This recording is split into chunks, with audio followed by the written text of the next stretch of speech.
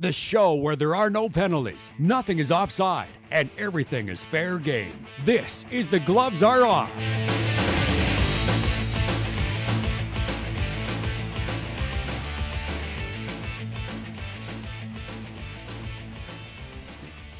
Hi and welcome. Thank you for joining us on the first, evening back from the long weekend. I'm Moses Wilden, The Gloves Are Off, and I'm pleased to be joined by my co-host, Greg Buchanan, voice of the CPCA. How's it going? Not bad, Moses, not bad. Yeah, had a nice time over the week? Nice little long weekend. Now getting ready to go back to business. A little bit of rain, but we're ready for next weekend. Oh, there you go. Of course, CPCA really getting started. North Battleford, correct? North Battleford Friday, Saturday, and Sunday. We have a preview show on Thursday night on CPCA Radio Network. All right, we'll have more on that just in a bit. And of course, I'm pleased to be joined our guest today, Al Rogan.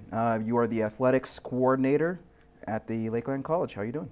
Fantastic. It's great to have a long weekend off finally and relax a bit, but it's good to be on the show and hanging out with a legend like Greg. So there you go. And you know what? You also had some time to play some golf, so that also helps out too. You bet. Got beat by my 12-year-old son this weekend, so how does that make you feel? Not that good. So I got to go back out and I got to practice more. So that's what I tell my wife, to get back out in the links. So. Well, there you go. Anytime you can, especially with the summer, weather permitting, of course, that'd work out. But of course, let's go talk about sports, and that's what we're here for.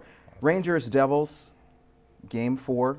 A very important game for the Devils. It was a must-win. Certainly came out as the better team. They got under the skin of the Rangers a little bit, and it really showed, of course, Rupp taking a sucker punch to Martin Brodeur and just the way things went. And, of course, Zach Parise played very well, 2 goals and an assist. So your thoughts on what happened in Game 4? Have the Devils got under the skin, won, very similar to how they did with Philadelphia? I don't know if they got under the skin, but they're playing their game to perfection. They're blocking shots, they're taking away lanes. As being agitators, not really agitating, it's just a frustrating team to play against. Zach Parise played terrible in Game 3.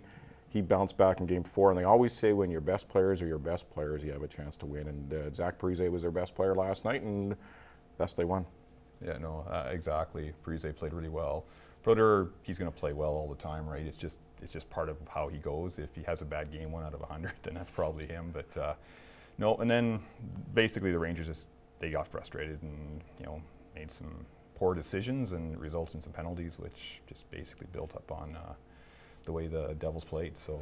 And you talk about poor decisions. Del Zotto making several costly turnovers, one leading to ultimately the what became the eventual game winner, but it's something that was preached by John Tortorella. He benched him, very much like Marian Gaborik when he had a poor game. You guys are expecting a bounce back from the Rangers in Game 5, or do you see Jersey taking that momentum, what they had in Game 4? The Rangers will bounce back. They'll be solid at home, and is there really home ice advantage in this series? Likely not, but you're going to see the Rangers bounce back. Del Zotto's going to have a better game. Well, he better have a better game, and they're going to see Henry have a better game too. And and Tortorella does everything for a reason.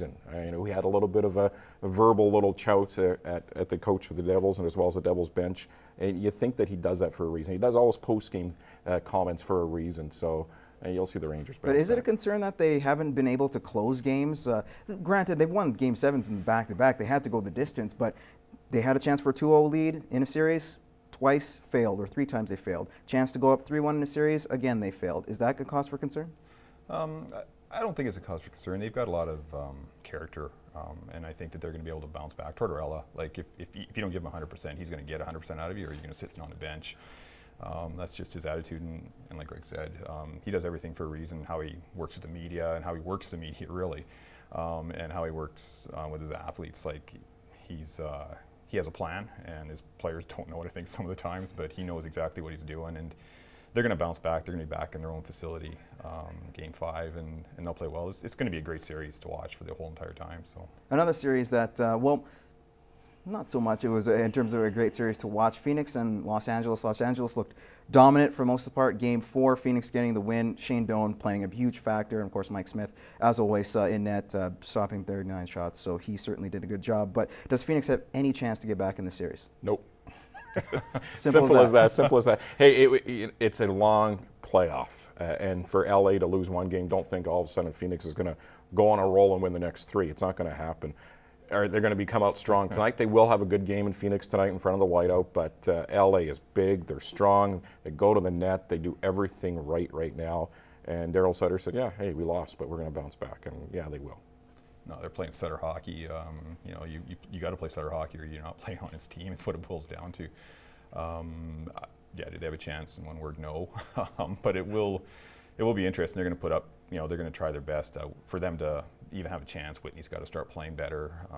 You know, Doan's got to play incredible again. Smith has to be like shutting everything down. Is that possible though, to have you know, Smith? You know, he's been pretty decent in net, but I mean, to have a guy like Shane Doan to carry the load and shoulder the load like he did in Game 4 and has, you know, for his career with Winnipeg/Phoenix.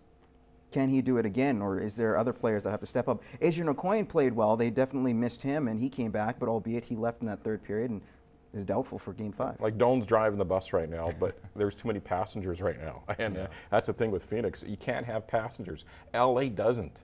LA's getting a solid game out of a guy like Dwight King, you know. Here's a guy that's from Meadow Lake. He scored 5 goals all season. He has 5 in the playoffs alone. The Nolan kid's playing well. You know, you're not just relying on your key core players. You're getting great efforts by a whole bunch of good players. Okay, let's move on to the World Hockey Championships.